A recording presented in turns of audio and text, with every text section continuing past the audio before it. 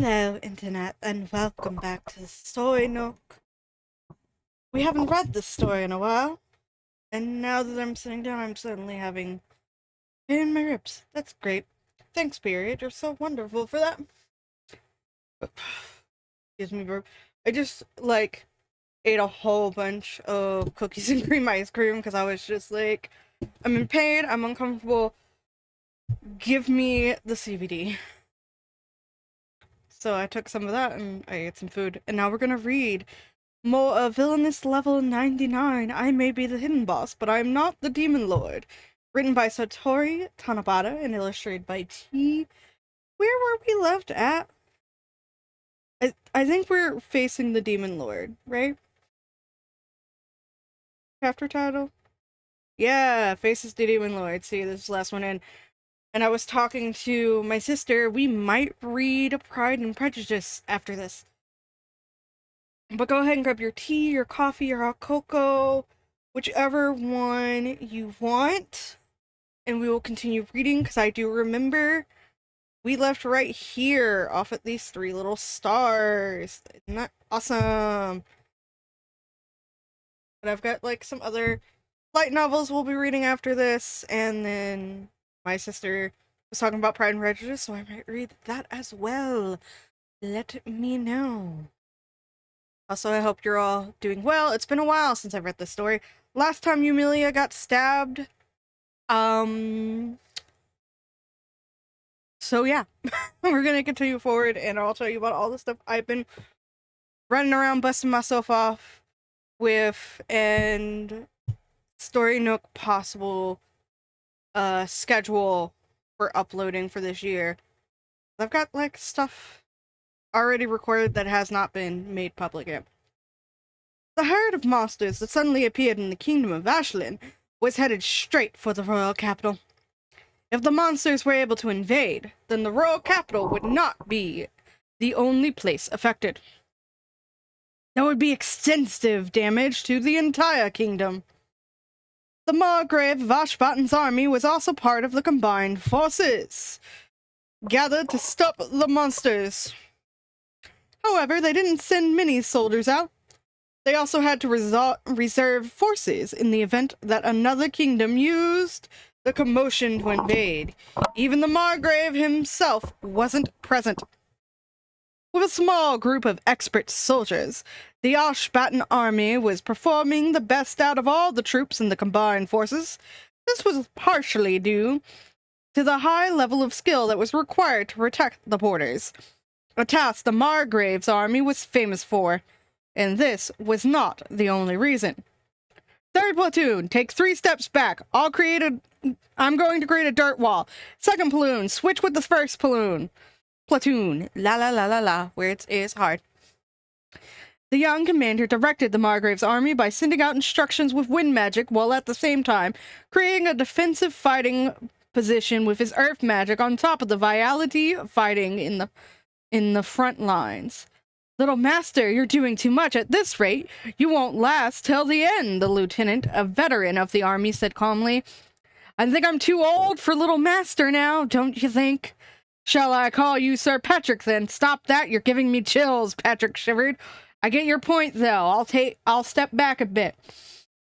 The two, who had known each other for a long time, fell back from the front lines and casually bantered back and forth as the momentum of monsters slowed. Patrick was frustrated with himself for his lack of experience. He was still no match for the lieutenant, who was an experienced soldier. My body with all that mucus. I'm just so joyous. I still can't believe you've gotten this strong, the lieutenant marveled. You probably could have joined the battle against the Demon Lord. I probably could have. I think I should have gone after all. I wonder if Yumilia is doing okay. Oh, right. Your lover. I can't believe you found someone before the young master.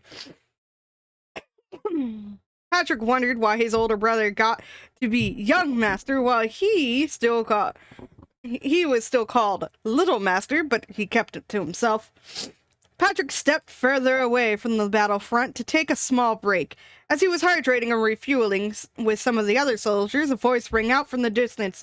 "Dragon! There's a dragon!" Hearing that the strongest monster had appeared, the soldiers in the area became unsettled. Even the lieutenant was grimacing, but Patrick stayed calm. He wiped off the blood on his sword without even glancing in the direction that the dragon appeared. "I can't believe a dragon appeared. We'll have to be prepared to lose some soldiers," the lieutenant said. "Don't worry about it. The dragon is black, right? That's an ally. His name is Rio. It's red. What?" Patrick finally looked up from the sword in hand to find a fire-type dragon causing havoc. He's just like, it's probably Rio. Nope, not Rio. Mages blocked the fiery breaths that were shooting down from the sky, but they were clearly reaching their limits. "I'll take care of the dragon, you take care of everything else." Patrick started running and created a foothold by erasing the earth with magic. He then created a tailwind with magic to help lift him high into the air. "The first move is mine." Patrick swung his sword down on the dragon's head, and it went crashing into the ground.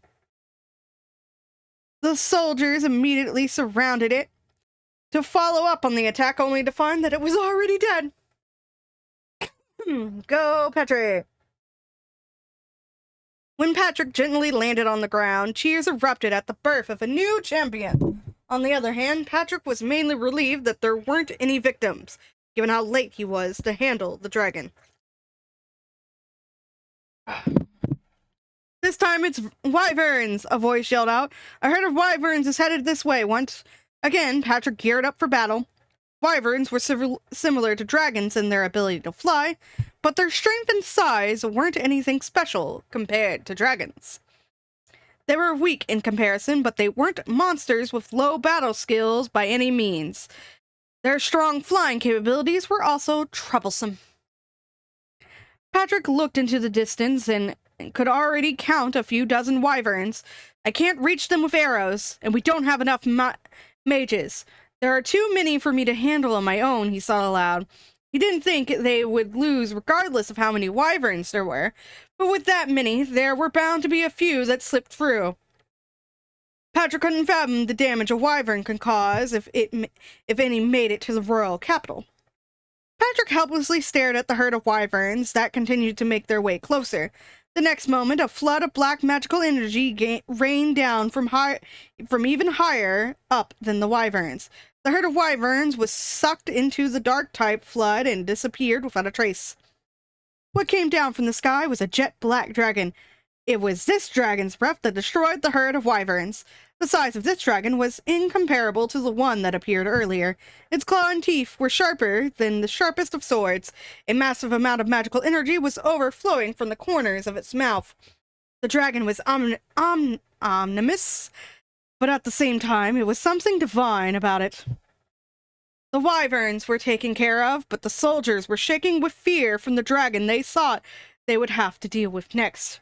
"Ryu's here! We're saved!" Patrick shouted with an expression of relief.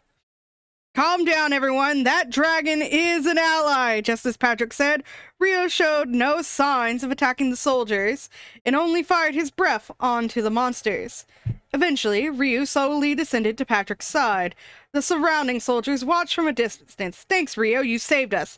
I'll leave the flying monsters to you. After this is over, let's go to Yumilia together," Patrick said while petting the tip of Ryu's nose. Ryo roared in agreement and flew back up into the sky. Because Ryo is awesome!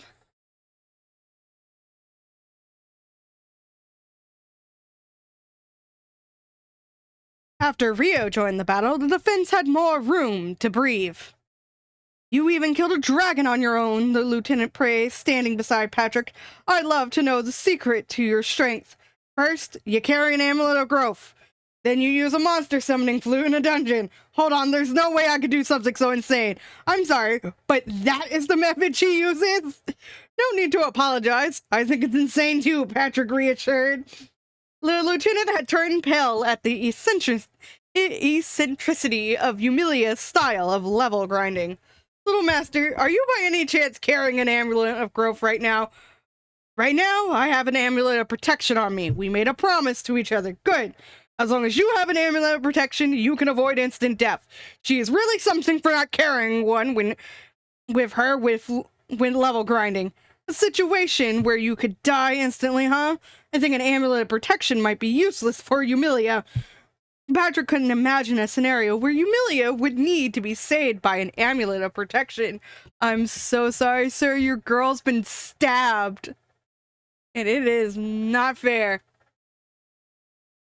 She got stabbed earlier in this chapter. Go check out the last one. I know it was posted months ago, but go check it out.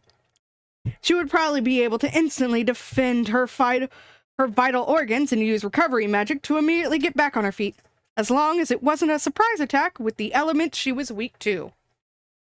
The element she's weak to. Yay, my husband! Sorry, I passed from... What are we on? I think I lost the element she's weak to. Patrick stared off into the distance in the direction of where Yumilia was. Unpleasant thoughts running through the back of his mind. Yumilia wasn't necessarily undefeatable. She was only able to stay calm through assassination attempts because there was a difference in their levels. If someone of a high level used a high-quality weapon to attack her, naturally, she would take damage.